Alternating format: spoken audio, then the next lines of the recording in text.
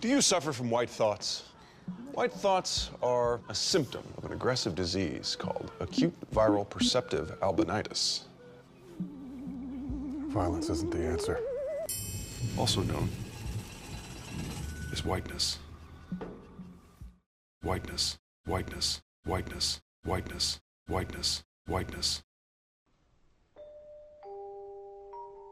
Although we often associate the concept of language as social control with the author George Orwell, the use of weaponized verbiage may be better attributed to Chairman Mao during his Cultural Revolution.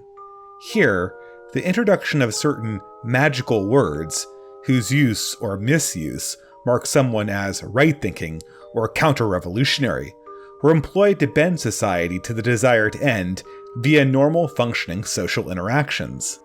The efficacy of this strategy is obvious. It's one thing to fight the secret police, quite another to fight the disapprobation of your friends and neighbors over the words you use every day. As such, conformity may be obtained with only a very limited exertion of the state apparatus. While far from the totalitarian nature of Maoist China, many in the contemporary West have noticed a similar phenomenon forming in our own era's progressive cultural revolutionaries.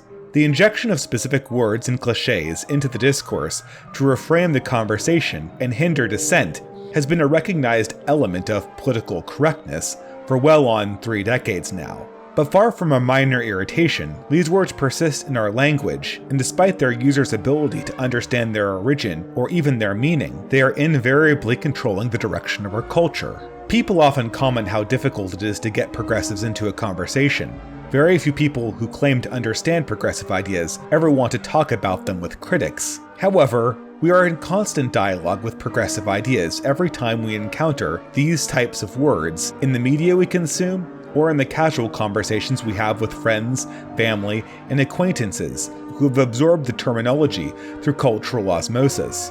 I have spoken much about the culture war in discourse, and what I think is needed next is an answer and a methodology for fighting these concepts in casual conversations. Conversations that might be entirely unpolitical and with people who have entirely unpolitical motives. We need an understanding of how these terms work inside our own discourse and how we can subvert their influence. A defense against the dark arts of language manipulation, and a guide to magical words and how to fight them.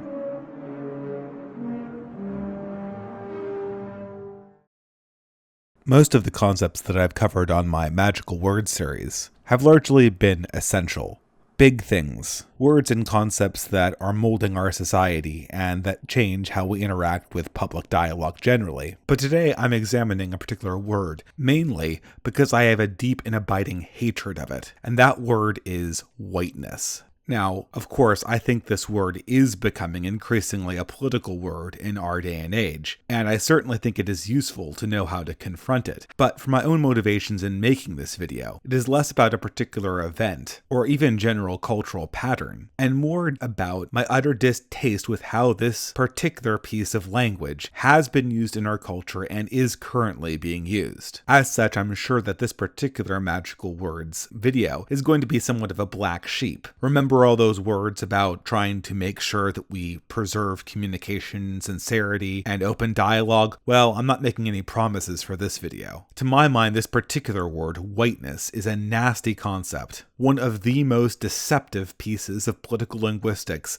to be used in contemporary cultural discourse. The word needs to be banished from our cultural dialogue, and the people who attempt to use it to bend others to their own whims need to be punished. I think that if we are smart about how we approach this word and understand exactly how it works, we can strike back against people who use it, and perhaps, I may hope, even bring an end to its prominence as a magical word. Whiteness must be destroyed. Now, of course, as people are hearing this, they probably think them about to go on some type of anti-alt-right or anti-racialist tirade. But while I reject racialism as a principle and think that the alt-right is misguided, that's not my purpose here. In this video, I am mostly concerned with addressing ways of shutting down the progressive use of whiteness to deflect criticism and control political power in their opposition. Now, as always in any of these videos, there seems to be a constant misunderstanding about what's going on, about what a magical word even is, and what it even means to think that a certain magical word is bad or dangerous. In short, a magical word is any word that marks you as part of an in-group or an out-group, independent of its actual meaning. The most recent example I used were the 14 words from the alt-right slogan 1488, which if taken independently of their context would really be quite unobjectionable. However, put into context, these words immediately identify a person as inside part of one group, the alt-right, and also as a person to be totally shunned by another group, the progressive mainstream. Usually the test for a magical word is this: if the word could generate a certain emotional reaction, but when translated into some synonym or to some extended explanation of what the word means does not generate the same emotional reaction, then you probably have a magical word on your hands. As such, magical words are oftentimes, if not always, largely empty signifiers, or simply stand-ins for certain political groups' agendas. I think at this point, I want to make it very clear that when I say I hate whiteness, I do not mean that I hate European peoples or European cultures. It doesn't mean that I think political organizations based on European culture, European religion, or European ethnicities are somehow bad or more suspect than other political groups based on cultural and religious distinctions. What I am talking about is the word and the political and cultural apparatus that has built up around the usage of that word in our contemporary discourse. And in that context, I think it is fair to say that I hate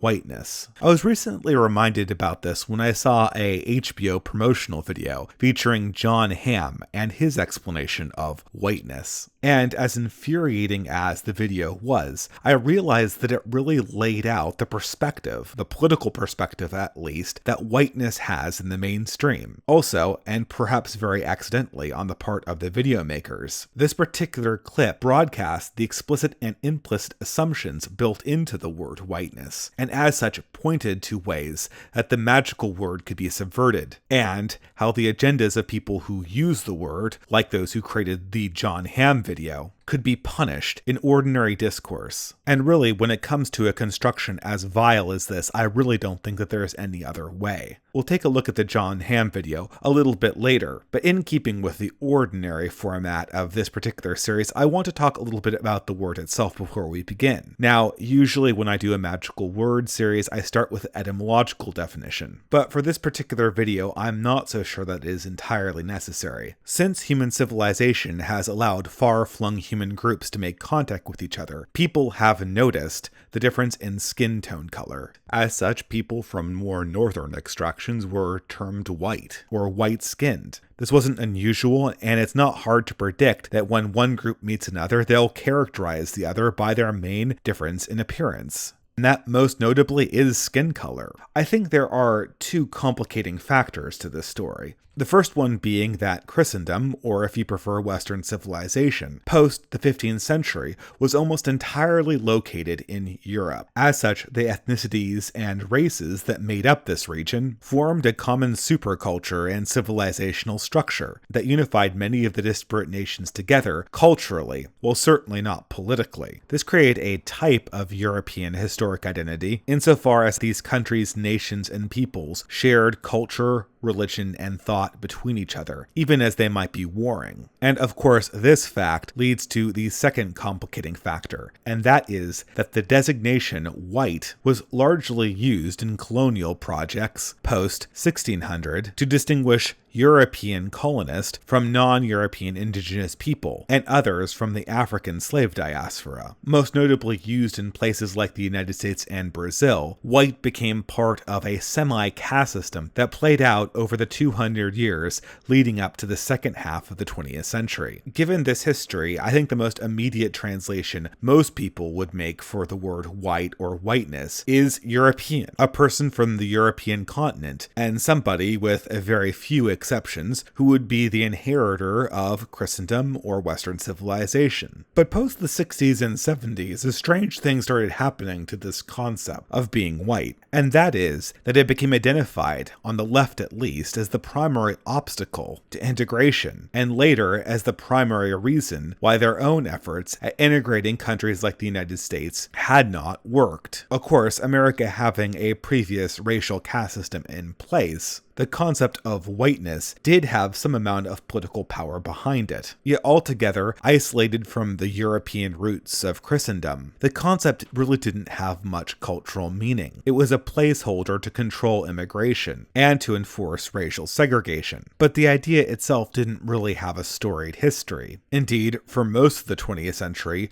the large progressive project undertaken in America was to break down the individual European ethnicities of new immigrants and move them into a mainstream American whole. This led to the situation that, post-1970, most middle-class families of a European extraction had little to culturally identify with other than just being white. As such, whiteness itself became the perfect target for progressives, at least symbolically. It was the ghost of a past political system that, due to the explicit and organized destruction of richer cultural traditions, again done under progressive direction, was the only vague remaining ethnic organization held by their political opponents. As such, starting in the 1980s, an increasing amount of academic literature focused on issues of race and racism began identifying whiteness as the central problem for racial harmony in America. You had Harvard professors like Noel Ignatieff saying that whiteness needed to be abolished, that whiteness was violence, that treachery to whiteness was loyalty to humanity. A bunch of hyperbolic rhetoric, at least I thought at the time when I first heard it in the 90s. But more and more the concept of whiteness as this destructive force began catching on, began being inserted into ordinary conversation. White became a synonym for being archaic, old, uncool, and, for lack of a better term, colloquial. The closest equivalent from any other country I can think of would be provincial in France. And you started to see ridiculous things like white progressives complaining about how their own community was too white. Again, something that seemed like a silly artifact of the Bay Area, but something that has reached the mainstream if we're being completely honest with ourselves.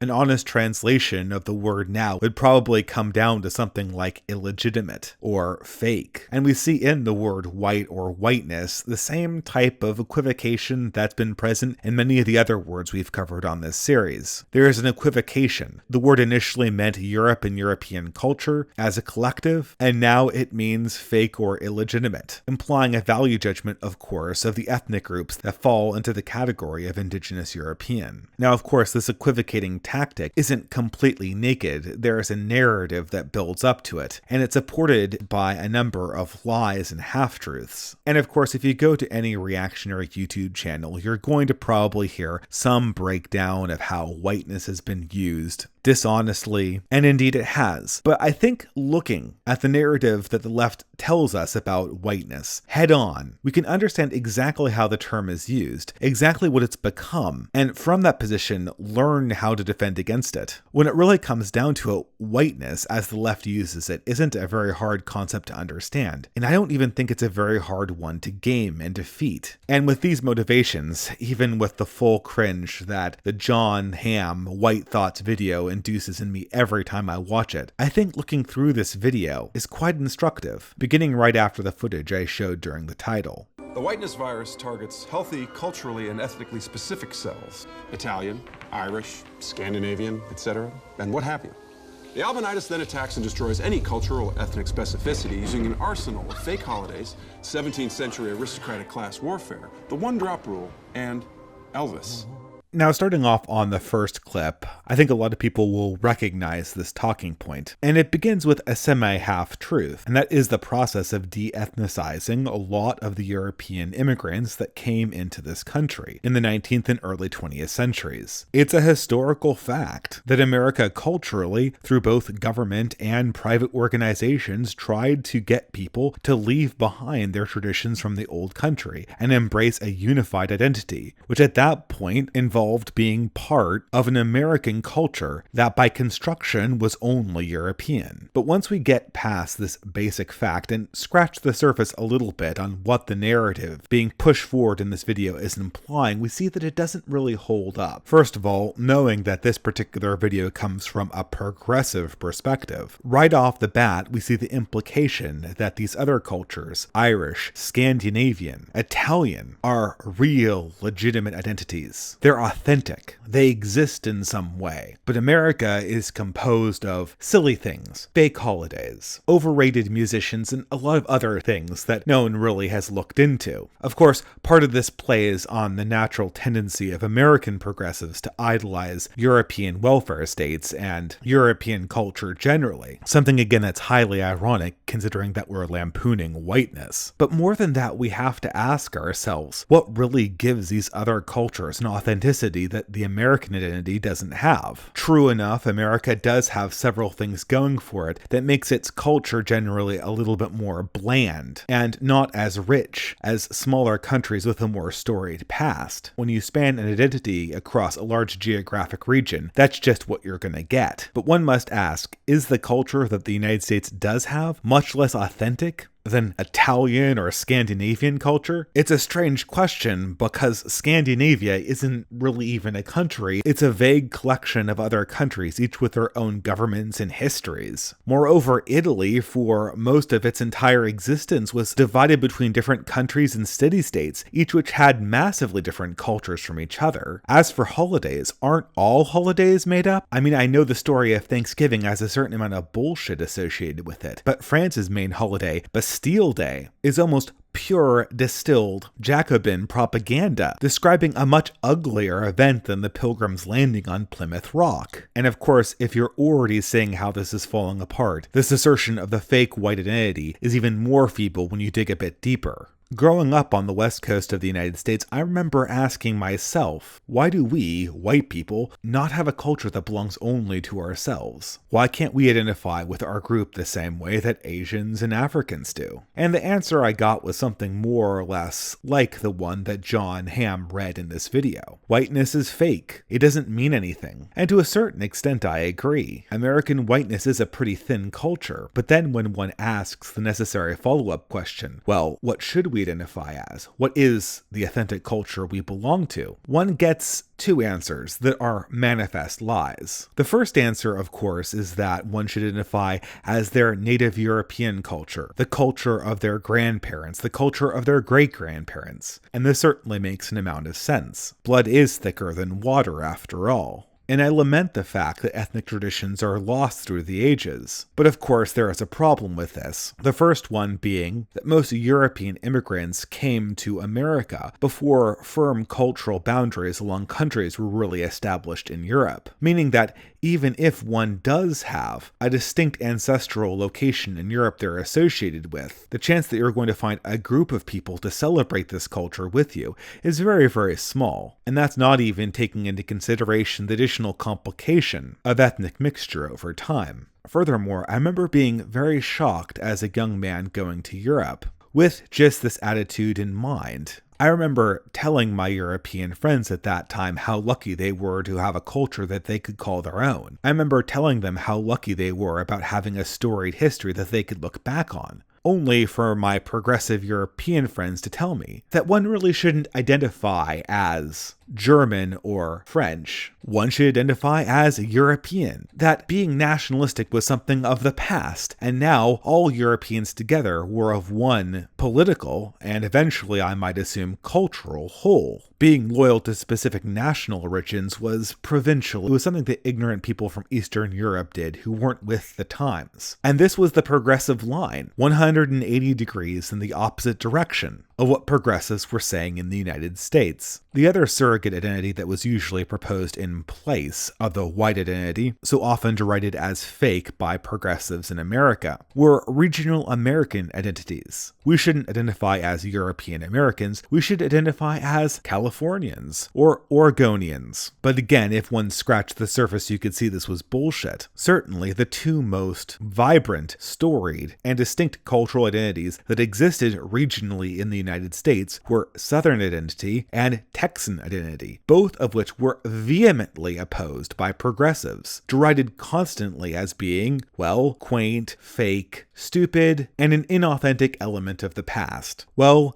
I guess you can't win for trying, but we'll go on in the video. Luckily, we have a cure. White be gone. I did nothing, y'all. Where you going? For what? I'm going for what? What did I do? I ain't do nothing. Who the fuck that showed me to? My thoughts get cured. My white be gone. Again, here we have, I think, one of the strangest things about this video, and one of the ways I think it's unintentionally accurate about how progressives view issues of race in this country. We see that Jon Hamm is promoting a cure to whiteness, some alternative that will lead us to a more authentic and more compassionate existence, perhaps a more authentic way to understand our own identities. We then cross over what could only be described as a hagiographic scene, depicting a series of skeletons obviously designed to be scary white police officers harassing a black man dressed like a king or perhaps an angel, only to have the scene shift with the actor Jon Hamm holding the solution to whiteness, backed up by an angelic choir. Now again, this might be unintentional on the part of the director of this clip, but one of the most interesting things about progressive attitudes on race is this. There always is the implication of a solution. The solution is never talked about, the details are never gone into, but throughout all conversation, there is the implication that somewhere in the progressive agenda, somewhere at the end of all things, is the solution to the problem of race, of ethnicity, of group conflict. They can't tell you what it is. They'll never go into the specifics seriously, except perhaps half in jest. We might see that later. But at any rate, the implicit message throughout every interaction is, we have the solution, we have the cure. Amen. I'm John and I'm an actor. And I have to confess to you that at one time I, yes, even I, suffered from white thoughts. Yes, he had white thoughts in his head. A Muslim friend of mine told me she was stopped at the airport every time she would travel, and I, in the throes of my albinitis, suggested that she refrain from wearing her headscarf so as not to inconvenience the airport security. Yes, it's a fact. He really said that. And here we have the second interesting implicit claim we have going on in the scenes of this video. The first less obvious one occurs when Hamm winks at the camera and says, I, yes, even I, had these horrible white thoughts, implying, of course, again, that he has found the solution, that he's above it all. And then, in what can only be played up as a public religious confession, he lays bare one of his own horrendous social faux pas. Of course, again, with the subtext of a humble brag. Most people of European or non-European ancestry can easily think of a time and place they've said something more racist than that. But of course, you can't be one of the saved if you don't have a good story and confession of sin in the past. And this is where Hamm is starting. There, of course, also is in this scene the implication that only white people have these stereotypical views of other races and cultures. Again, something that does not hold up even a cursory examination of how other countries operate, or how even other ethnicities operate in this very country. We know this, but it's not part of the narrative. And so it continues. You see, I know from firsthand experience, to be plagued by white thoughts can be deceptively euphoric because it gives victims of whiteness a profound sense of identity and purpose, as well as an unbridled populist political power. This stage, we're just getting pure lies. Does anyone really believe that Jon Hamm found true meaning in his whiteness before he came to this particular revelation? The guy's been an actor all of his life. I really don't think he derived his purpose from whiteness. As for identity, whether it's a good thing or not, European Americans identify less with their race than other groups. As Jon Hamm is about to close, he goes on about populist political power, ignoring, of course, the fact that populism populism as a phenomenon is typically the tool of people who are out of power. Ruling classes and ruling ethnicities rarely need to operate populist movements to get their desires realized in the ordinary operation of politics. The fact that it's unbridled just means uncontrolled. I guess someone is losing control of the populist movements worldwide, and I think at this stage, the filmmaker even gets a little bit self-conscious of what Jon Hamm is saying, and decides that he's going to introduce a breaking the fourth wall joke on top of things. Because, otherwise, we might start thinking about what Jon Hamm's actually saying.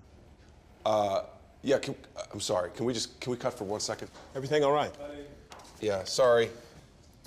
Well, it's just, I know, we sort of talked about the spectrum of ethnic identity sort of subsumed in whiteness, and, I'm not exactly, white, I'm more of a John, Irish. I empathize, I understand, I hear you. Good, because I don't want to... But you aren't here because of your relative cultural proximity to the whites. You are here because the people that call themselves white, those victims, for whatever reason, they trust you and that beautiful beige face of yours. You see, drunk with whiteness, stumbling in their stupor, you have what it takes to sober them. This particular clip, which breaks the fourth wall, introduces some interesting concepts. First of all, the director talks not about white people, but people who call themselves white, echoing language that the writer Ta-Nehisi Coates has used, people who think they are white. This is going to be important for when we analyze how to handle the magic word of whiteness later on in this video. But to continue pointing out the irony of this clip, the conversation here asks implicitly two questions that both, strangely enough, have the same answer. And those are, why do people of European ancestry in America call themselves white? And why do white people listen to Jon Hamm? The answer to both is progressives told them so. Europeans started calling themselves white because progressives in the early 20th century told them so, and they started listening to Jon Hamm because progressives in the early 21st century told them so. The reason white thoughts are so difficult to treat is because of this little spectrometer right here. No matter where your white thoughts fall on the spectrum, from burning crosses and wearing sheets, to engaging in the secret suspicion that your Guatemalan housekeeper holds some sort of grudge against you. I found this really interesting because the sentiment more or less mirrors what I was describing in my previous magical word video on the word racism. It's interesting to see that progressives even understand how this trick works. Everything in this world works on a matter of degree. Pure spring water has traces of arsenic, soil has traces of uranium, dollar bills have traces of cocaine. But ultimately, without an understanding of degree, discussions that speak vaguely about things having some quantity or another is really meaningless. And this is more or less what conversations on the subject of racism accomplish in modern day, by moving it all to a spectrum and then discussing the spectrum writ large. Essentially, we are playing a game that can never be won, unless you reach some sort of absolute Kelvin zero of no racism, where not even a fleeting thought ever enters your cranium. That might be a faux pas. You are never going to get off the spectrum. And of course, despite him acting like a confessed sinner in the previous frame, Jon Hamm admits this. To sitting there comfortable on your laptop, watching this infomercial, saying out loud to yourself, none of this applies to me. I read Noam Chomsky. I'm not racist.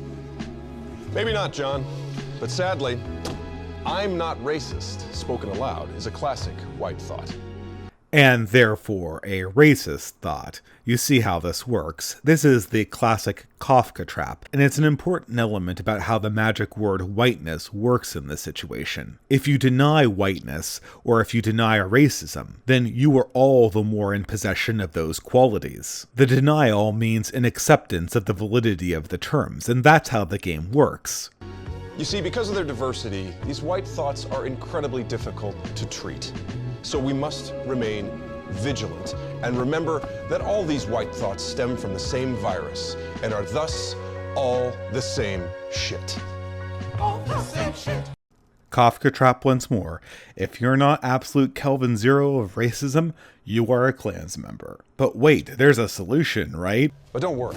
We at Dax Pharmaceuticals have created a cutting-edge topical non-invasive treatment for white thoughts.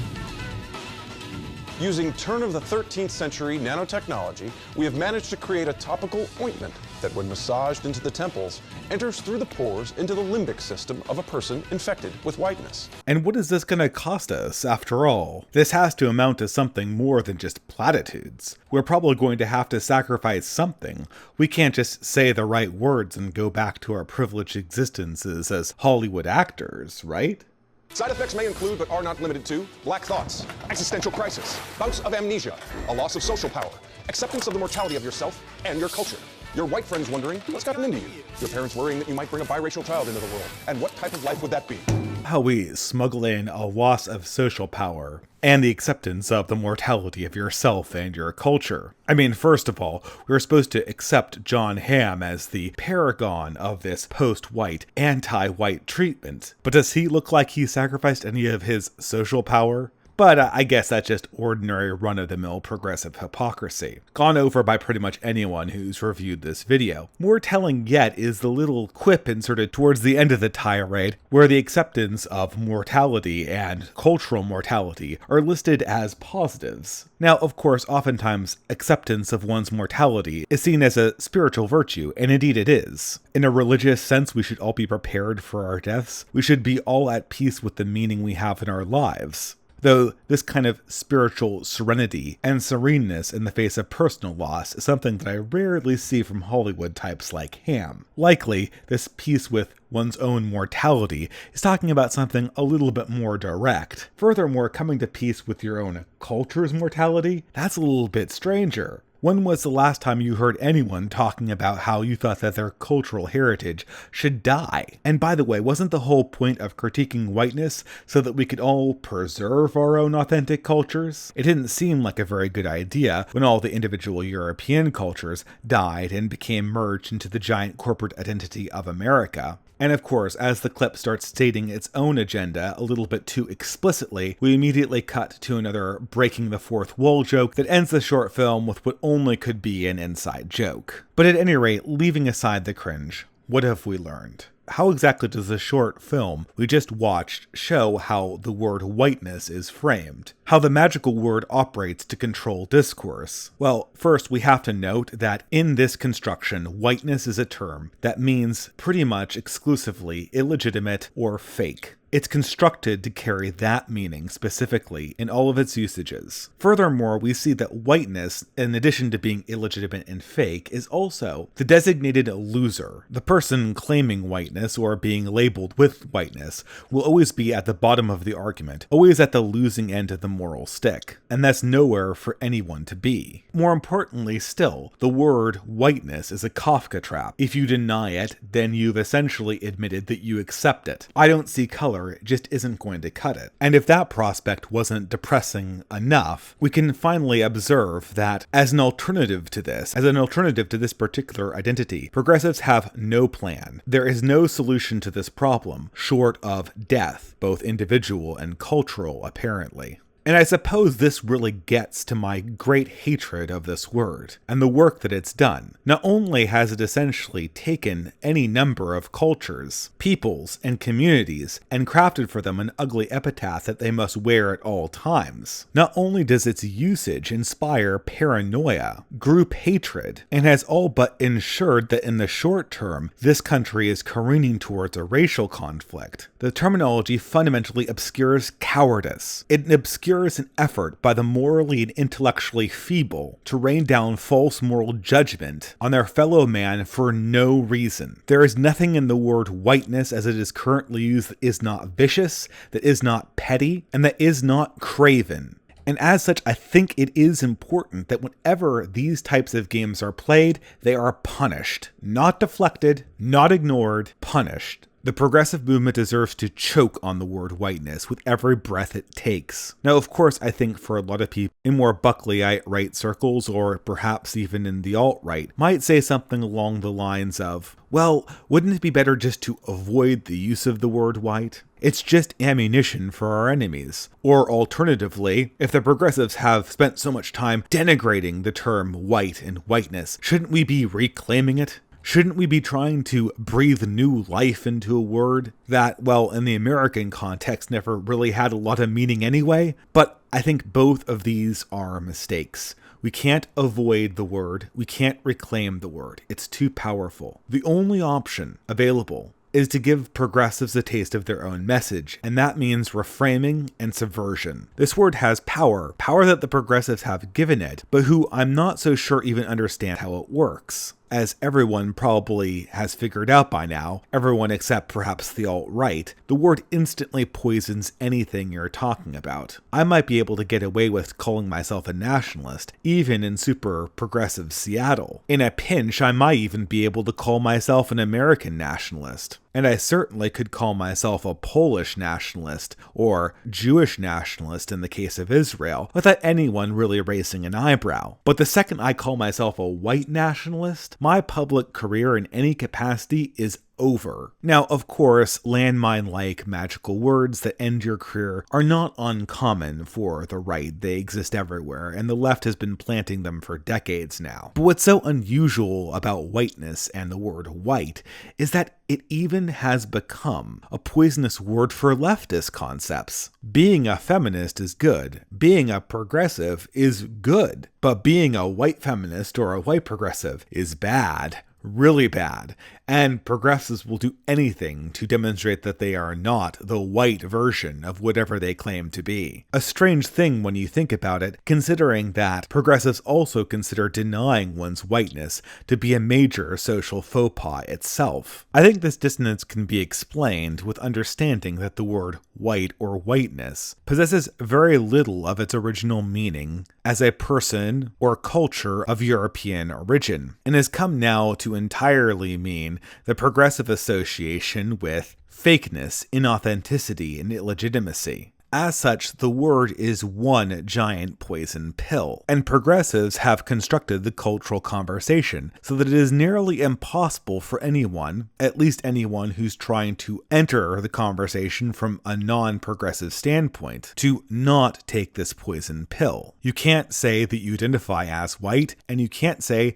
directly at least, that you don't identify as being white. Denying your white privilege is tantamount to accepting it, and so on and so on and so on. The game is rigged and you have to play the game. But understanding what the game is the first step to breaking it. And the game that we're describing here is really the game of Old Maid. Yes, that's it. The old kids game where you have to avoid taking the one bad card. And in this case, the one bad card is any explicit denial or explicit acceptance of the concept of whiteness. If you avoid doing those two things explicitly, at least, and you have a tight frame game, you can often choke the left with their own language very easily. Now, of course, I'm not claiming to have some kind of definitive playbook for how this works. But I will say that most interactions that progressives plan for, and they do plan for these types of interactions, follow a very, very specific script. And that specific script usually goes like this. Lay out some assertion about a concept involving whiteness or racism that sounds controversial, and that is, for all progressives say, a direct attack on the progressive's counterpart in the conversation. Something along the lines of, white privilege is a problem that we really need to address, or white people need to check their privilege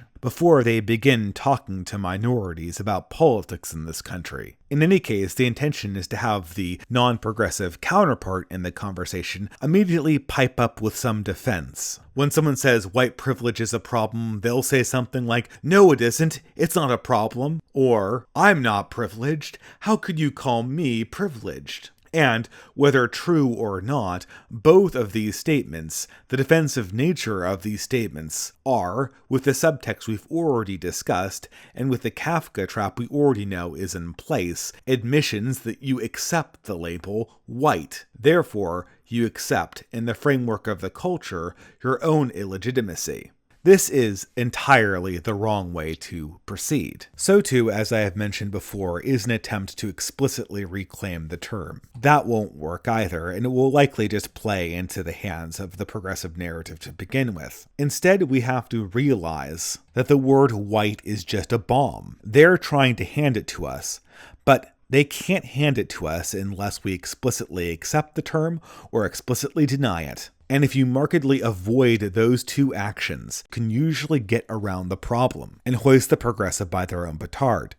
The point is to, as quickly as possible, segue the conversation into a place where the progressive is on the defensive, and keep them there as long as possible. Say, for instance, when you're confronted with the white privilege is a problem bait. The first and only strategy is to immediately back off emotional investment. Say something along the lines of, yeah, sure, whatever that means. You have to remember at all times that white doesn't mean anything. It doesn't mean European. It doesn't mean the European diasporic cultures in America. It's just a buzzword. Treat it with no emotional investment, or even contempt if you have to. But all the while you do that, try to get the progressive to explain that. I mean, white privilege is a problem, whatever white privilege actually means. Once you get them asking questions, trying to pry into your caginess, immediately attempt to put them on the defensive. Point out that your skepticism is the result of malfeasance and hypocrisy on the part of progressives who don't seem to have any understanding of their own privilege. And if they deny that they have any problem talking about their own whiteness or their own privilege, just ask them matter-of-factly, are you white? Are you racist? And of course, here they're stuck. They're forced to take the bomb. They're confronted with the game they were trying to make you play. As progressives, they can't not answer these questions. But also following progressive rules, answering either of these two questions in the negative is tantamount to answering them in the affirmative. At all times, you have to communicate sincerity. This can't seem like a giant manipulation, otherwise the whole thing will fall through. But if you can shift the conversation, ignoring their buzzwords or even acknowledging them in meaningless ways, and eventually naturally segue to a point where you can ask them directly whether they embrace the terminology of whiteness, or whether they associate their own lives and actions with racism. Do they consider themselves racist? In that context, you will have punished them for trying to use a vicious and manipulative tactic in general conversation. Such tactics can even be used against progressives in contexts that don't directly involve whiteness to begin with. One of my favorite things to ask feminists when they start talking about their own feminism is whether they consider themselves white feminists. And of course, everyone knows that if you ask any feminist if they are a white feminist, they will immediately deny it. White feminism, after all, is oppressive, it's bad, it's phony, because that's what white means at this stage. However, if you play with their Kafka trap a little bit, you can get them into really funny self-contradictions. Following a denial up with some musings along the lines of, I wonder why all white feminists claim to not be white feminists. You can underline the fact that they are either playing a massive holier-than-thou game, or they're in frank denial of their own positions. Neither looks good. Furthermore, if they just lean in and own the identity of being white, you get to hit them with the same reframing techniques we discussed previously. Just ask them frankly whether they are racist or not. If they've admitted to being white, they can't answer no. And of course, with all of these techniques, you should be expecting anger, social agony, and desperation on the part of the person you're talking to. And ordinarily, I think this is a very bad idea. I said many times that sincerity, honesty, and communication are the way to go forward. But in this particular instance, I see no other way out of this. The initial trick of whiteness as a magical word was designed to create a particular type of agony in the subject, and without some way of stinging back in light of this, I'm afraid that we're headed for a really dark place. And so for this particular magic word, I think sarcasm and cynicism are the only recourse left open. Now, every now and again, you will get the true believer white progressive, the dyed-in-the-wool person who will largely not play these games. They'll be in full possession of the whiteness needs to die trope, and they'll take it at you instantly, probably beating you to the punch if you're trying to intercept it, perhaps even asking you directly, do you identify as being white? Here, I think the only important thing is to understand that the label applies to you, that it is a description of the role you occupy in society, but to underline, as always, that you had no role in choosing it, and that you do not choose it now. If someone asks you if you are white, simply reply that that is how other people identify you. Furthermore, this puts you in an ideal position if that radical ever tries to segue it into the standard anti-whiteness talking points that are essentially just rehashes of the initial Null Ignatieff line about anti-whiteness. If people openly declare they want to destroy whiteness, congratulate them on being an anti-white activist and do it sincerely. I mean, I admire radicalism as long as the radicalism owns itself, as long as the radicalism exists in plain speech. If people want to be anti-whiteness, good for them, but they're anti-white activists. And if they expect you to endorse that position, you can refuse for the simple reason that you're in the category that does not self-identify as white, but is identified by others as white. And I don't think it requires much explanation why an anti-white activist would be threatening to that kind of person. Now, I understand that this particular video has been a cynical take on magical words. I violated a lot of my own rules in making it, and I don't intend to make many more videos where I tell people they should employ cynical subversion tactics to partially humiliate intellectual adversaries, but at this stage, I'm not so sure I see any way out of it. I would very much like to engage progressives in an honest conversation about ethnic and cultural identity, but it seems that more and more all avenues for open conversation are cut off. Moreover, any attempt to reignite it subtly by techniques that we've discussed in previous editions to this series have, in this case, been totally cut off by various Kafka traps that leftist activists have built into the language. Essentially, they've torn the brake right out of their apparatus. And as the automaton they've created builds up speed, I see no other recourse than crashing it.